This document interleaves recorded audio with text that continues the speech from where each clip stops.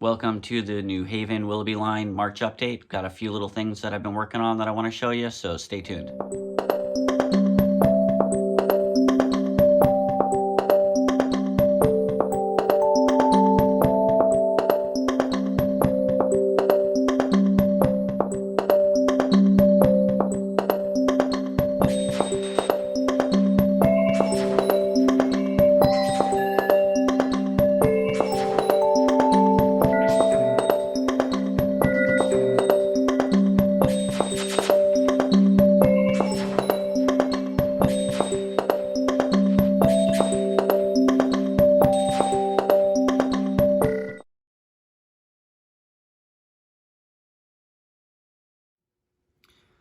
So I want to clarify a few things from the last update. I misspoke a bunch. You can see the three-part speed table here, which I was using, which I didn't think I was using. I thought I was using the 28-step speed table, but essentially I was using, unknowns to me, the three-part speed table, which you can see the table at the bottom here to set up for different types of locomotive operations. So I kept saying CVs 4, 5, and 6, but it's actually CVs 2, 6, and 5. I know that 6 is the mid voltage and 5 is the maximum voltage, which is a little counterintuitive. But it's weird that CV2 is the start if the mid is 6 and then it goes back down to 5. So you can see there's a little bit of room for confusion there. But when I would set up my decoders, for some reason it says, I think you select to disable this three-part speed table, but essentially I was selecting to enable it, not thinking that I just had things reversed. So again, I had to clarify, I thought I was not using this three-part speed table, but essentially using the 28-step speed table. And when you do that, the 28-step speed table CVs don't correspond. Now, I'm not sure if these CVs have any outcome if you're on the 28-step speed table. Probably not would be my assumption, but again, so just to clarify, I had misspoke on CVO2 or CV2. I thought that I kept calling that CV4, but again, for some reason, I realized that I had this three-part speed table set up. So enough about that. The more I explain it, the more it probably sounds confusing and like I don't know what I'm doing. But trust me, I figured it out. My words just don't line up to what's actually on the layout. So enough of that. But I just wanted to clarify.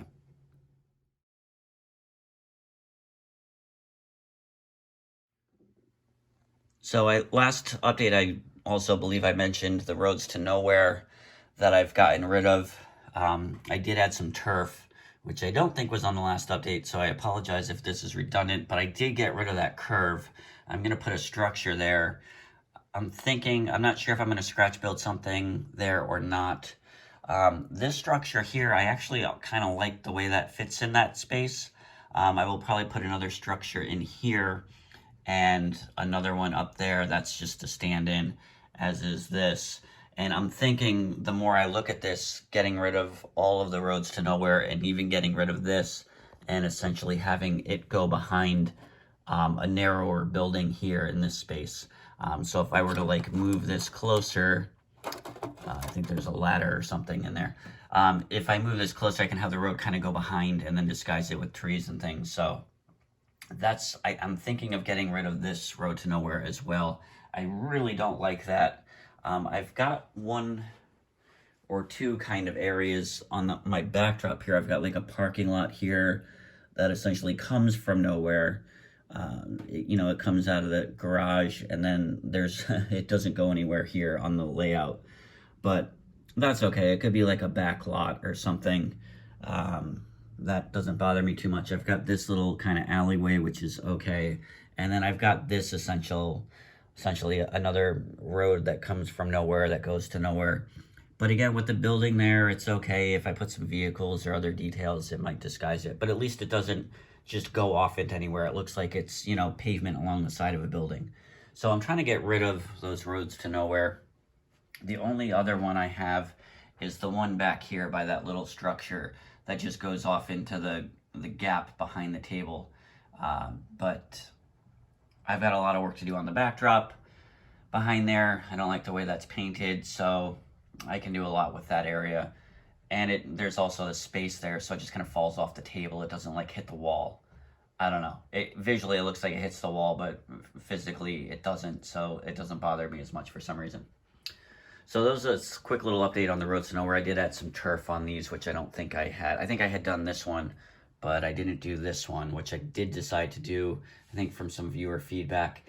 And then this one, I pretty much decided that I'll probably scratch build a structure for this space and have the road go behind there eventually. So that's the Road to Nowhere update. That's where it stands.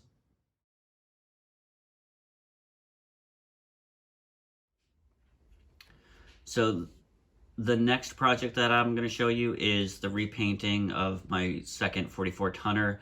That is a project that has been underway for a little while. If you've been following this channel, you know the trials and tribulations that have occurred through this process. But I've been working on repainting the original Santa Fe shell that came with the DCC equipped 44 tonner, which is currently the motor that's in the green and orange one. So what I did is I stripped the Santa Fe one, the second one, this one here. I stripped that with 91% alcohol, let it sit overnight, and it did a really great job getting all the paint off, cleaned it off. I used a primer. Actually, it wasn't a primer. It was like a white or off-white chalk-based Krylon spray paint, I think, or Rust-Oleum, probably Krylon. And I had used that for one of the last brick buildings that I did, and I didn't like it because the consistency of that paint didn't get into the cracks. But because the Santa Fe original color, it wasn't a gray color like a lot of shells are when they're stripped down. It was black plastic, like all the way through black plastic. So when I spray painted that chalk finish on top, it did allow some of the black to shine or show through, which I kind of liked because that's like in the seams and the cracks, or like the parts, the seams in between, like all the door panels and things on the locomotive. So when I airbrushed the orange on top, the black kind of showed through the orange a little bit, if you will. So it's not completely saturated orange, and the black of the original locomotive plastic color, if this makes sense, if you're following, it is still kind of showing through because the chalk primer that I used didn't cover it up, and then airbrushing it with the orange, because the orange is so light, you'd have to do a gazillion coats for it to completely saturate all of that black. It covers up enough of the black on the majority of the shell. I could probably use another coat or two, but again, because it allows the black to kind of show through a little bit in those indented areas or recessed areas, the parts in between the door panels and other details, I actually like the way it finishes. It doesn't probably show up as well on the camera, but it has a nice three-dimensional look to it, so I'm pretty pleased with that.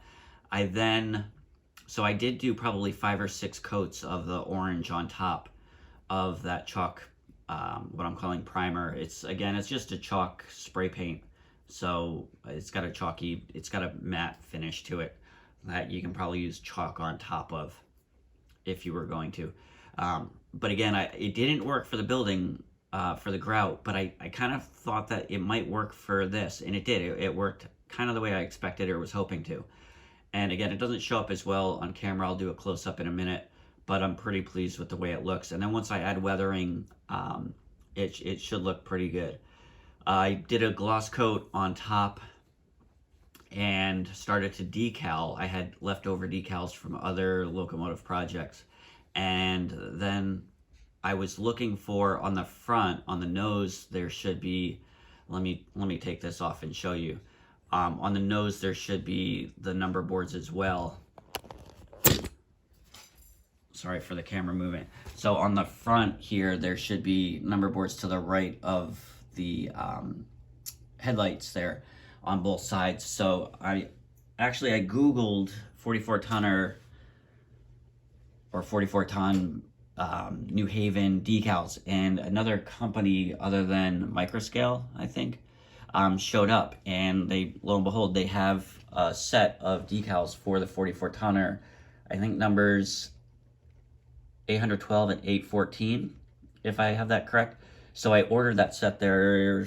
I think they just shipped or shipping tomorrow. So once those come in, I'm going to compare those to what numbers I have here. I think these numbers look pretty decent, but I'm going to compare them. I may redecal the number on the sides, but this, I don't have a size that will fit in the correct black lettering for the number boards on the nose. So those I'm going to have to wait until I get the new set from that other company. I think it's like CMJ or CJM, I forget. But those are on order, so once those come, I'll be able to finish the lettering, and then I'll be able to seal it with a matte coat, and then I can start weathering. And then I think I'm just going to swap this out and have this as kind of a dummy and have this one be the operational one. Right now, this kind of serves as a dummy. This shell comes off. But this was the original 2-motor 44-ton that I bought that I had destroyed one of the motors on. So it's just going to serve as a dummy for now until I can repower it. But I'm pretty psyched. I'm pretty happy the way this paint job has come out. And again, I used the chalk finish paint. Let me walk over to the workbench. I can show you probably. It's actually, no, that's the clear that I used. I have since bought a primer, and I'm wandering around. I don't know what I did with that spray paint. I can't find it. Maybe it's down here. Yeah, I think it was this. It was this stuff. Chalk finish, linen white. So it's kind of a neutral white. But that was what I primed it with, and then I used Badger Model Flex. I used this one, which is, there's like 3 different kinds of oranges, and I just purchased another one. It's the warm orange that I used for it, which I'm pretty pleased with. This just came in the mail today. The Saucony or Saucony, however you want to pronounce that, red, which I'm going to use for the next project, which I think it should be the right color for my GP9s. I think I misspoke in my last update about I think I called these things GP7s, they're GP9s. But I'm going to repaint these. I've already started to, I have 3 of these GP9 shells. This is one that was on a dummy, so I've started to, I'm going to add some details onto this. This is, again, an Athearn blue box. I sanded off, or I'm in the process of sanding off the molded on grab irons, so I'm going to add grab irons onto these, or this one shell. I'm trying to strip the decals off, and I'm going to strip all the paint off and repaint it. I'm going to use actual gray primer for this. Repaint the whole thing, re-decal it. The decals, I didn't use a gloss coat, so you can see the flashing on the decals. This one I took off mostly, but you can see there's flash. I don't know if it's going to show up. Yeah, you can see there's flashing on the decal. With the weathering, it kind of helps to disguise it, but it just looks terrible. So I'm going to add the grab irons on this, get the correct New Haven orange on there. I'm pretty sure the one that just came in the mail is the correct one. There's warm orange. I forget. There's 3 different oranges. I got to check out that one that just came in the mail to see if it matches closer to what I want. If not, I got to get the 3rd orange that I don't have yet. But it's good to just, being that this is all New Haven, that I have, you know, the New Haven legit oranges. So yeah, there was one other thing I was going to add to this. Oh, I was thinking of sanding off the holes here for the grab irons, for the handrails, and using a set of plastic ones that I've seen on eBay. I'm not sure if they line up correctly with the height of the steps and things like that. But if I sand this and essentially fill these in and make it all smooth, and then just glue on the plastic grab irons, I think they're a little bit more to scale than the old blue box metal ones. The metal blue box ones, are nice because they're durable. I mean, this is from the 80s and they're still in great shape, but they just don't look to scale. So I may keep them, I may not. I've got 3 shells to mess around with.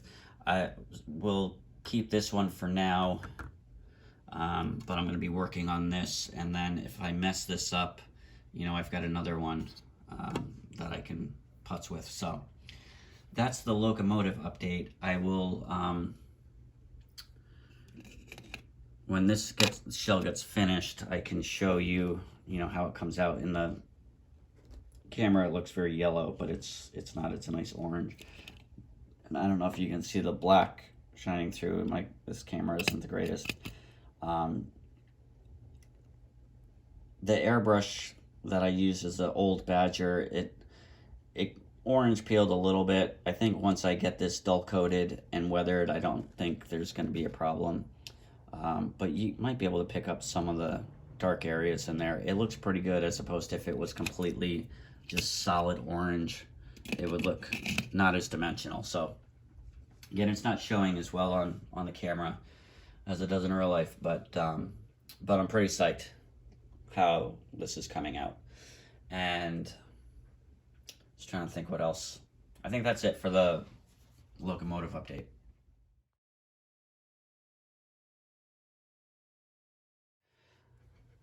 The other big project, which I've been just accumulating supplies for, is some more scratch building. I got a bunch of the Titchy windows and doors. I got one set of doors that I don't have. I've got a bunch of different random ones, but these I thought would look good.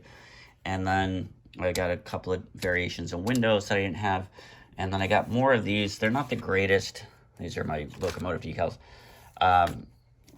They're not the greatest, but I've had some success with them as far as I'm concerned.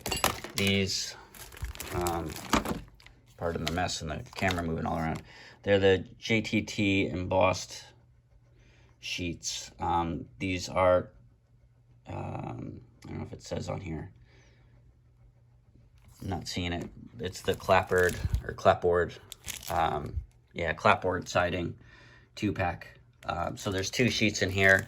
The ends of them get a little funky, the way they come out molded. I don't know. I haven't checked these out. I haven't opened them up yet, but they're a little too rounded off. But I just trim the end of them, so the roundness of them, they get kind of flattened out on the edges, I've noticed. But other than that, if you cut that part off, you've got a lot to work with. And I've used those for,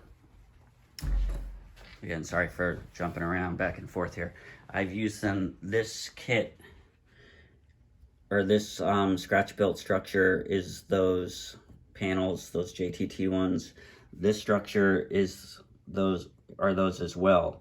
So from 1 sheet, or 2 sheets, I'm sorry, 1 package, 2 sheets, I got this structure completed, this structure completed, and I did this structure as well. And then the tiny little one in the back here. So if you're careful in how you cut things, you can get a lot out of those 2 sheets, and they're not too expensive, and I think they look pretty darn good. So I've had some success with them. So I'm going to continue. I want to have some structures in this area here along the road, and I might use them for one of those, maybe the scratch built structure up here. I looked at doing a church. I think I'm going to have to go with a kit for that. There's too many. I'm just not experienced enough. I might use it for down here. I haven't fully decided what to build yet. One project that I think I might want to tackle, though, which would be different than just a traditional kind of 4-wall building, would be a passenger station or depot here in this section, which I've wanted for a while. And I've been looking online at a few, and there's a New Haven one by some company, and it looks pretty easy to kind of use as a guide to scratch build something. So I'm thinking I might try my luck at building something similar along that line and putting that here. I can adjust the width of it so it fits in this space here, and have enough room for a platform in front of it. So I think that might be where I start.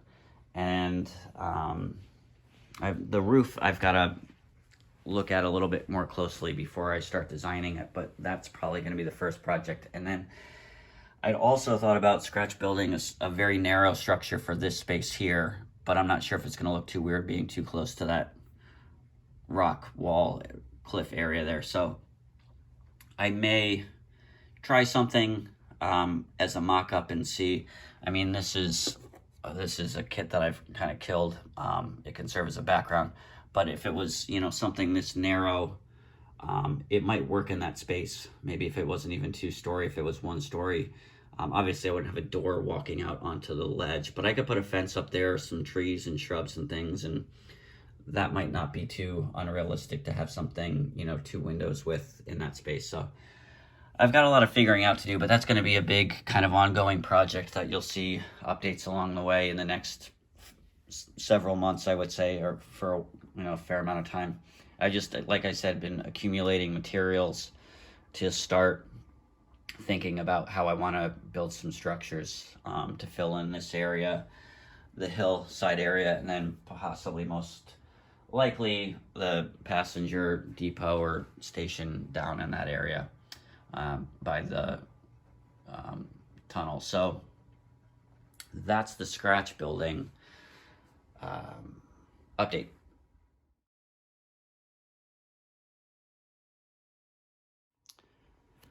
And then the last little part of this update is I kind of updated the panel I have here a little bit. I moved the DCC jack or panel here. I moved that. That was initially over here, and the power cab on its old school cable here didn't reach into this area as easily. This is as far as it comes over onto the table, but I can still, you know, work this area here with my power cab in this area. But since I moved it here, it now reaches before I would only be able to get to here, which kind of made switching in this area a little awkward. So I gave myself another foot and a half. So that's huge. And then just for cosmetic reasons, put the power cab back. I had these panels left from when I redid the ceiling in my bathroom. I have these panels. I still have a bunch of them, but I just cut these and put them to kind of frame this out, if you will. Really, I need more fascia board to come over, and there's a gap here. But essentially, I don't want to invest too much into this because essentially I eventually want to rewire the whole, all my switches and things, and possibly add signals and things. So my control panel's gonna probably get a major overhaul at some point in the future. So I didn't want to invest too much, but it does add a little bit. It looks a little bit more finished, a little nicer. I may paint it green. I may paint it orange to match New Haven. I'm not sure. I don't mind the white, but it just looks cleaner. Everything's here. I'd like to get this off of here, but I've got a lip here. So there, if I mount it onto any of this panel area here where it would make sense, I can't, it doesn't fit. I'd have to like bring it lower so I could lift it up out of the cradle and then pull it out. I guess I could mount it on like a block or something so it rests here, but that's just gonna look weird. So it's fine where it is. Doesn't bother me too much. But that's the panel update. That's gonna wrap up the March update. Thanks for sticking around. Just a little bit of progress on the 44 ton this update, but some good stuff to look forward to in the next bunch of updates. The GP9 project that I'm just started working on. I forgot to mention too, I'm gonna get the MU hoses for the front and back of that locomotive. So that's gonna be something to look forward to. And then the scratch building projects. Hopefully I get at least a structure in here, get something figured out for this hillside, and then that passenger station. Those are 3 main areas that I'm gonna be working on. So hopefully there'll be some steady progress on the next couple of updates on those projects. So thanks again. Hope everybody is healthy and safe. I've been fighting a cold, so if I seem a little off or my voice is a little drier than normal, It's just the congestion. Stay safe, be good to one another, and have a happy March. Take care.